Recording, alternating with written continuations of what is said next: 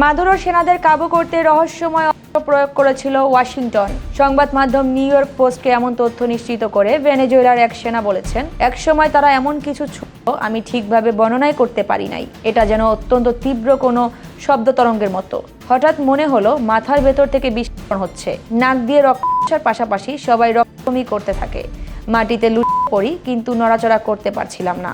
এই শব্দ ভিত্তিক অস্ত্র ব্যবহারের পর আমরা আর উঠে দাঁড়াতে পারিনি।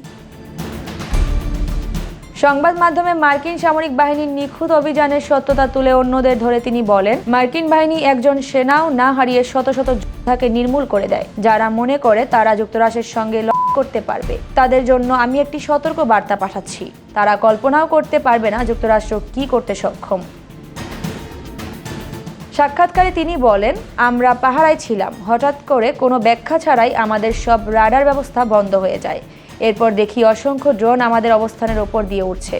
আমরা বুঝতেই পারছিলাম না কিভাবে প্রতিক্রিয়া জানাবো। অল্প সংখ্যক সেনা আক্রমণে আসলেও তারা সাধারণ সেনা ছিল না। মন্তব্য করে তিনি বলেন, তাদের হাতে ছিল এমন প্রযুক্তির অস্ত্র যা আগ্নেয়াস্ত্রের ক্ষমতাকেও ছাড়িয়ে যায়।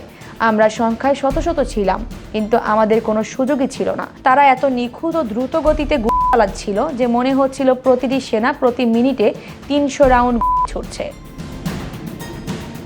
এদিকে ভেনেজুয়েলার স্বরাষ্ট্র মন্ত্রণালয়ের তথ্য অনুযায়ী মার্কিন অভিযানে অন্তত 100 জন নিরাপত্তা কর্মী নিহত হয়। তবে কতজন ওই রহস্যময় অস্ত্রের কারণে মারা গেছে তা এখনো স্পষ্ট নয়।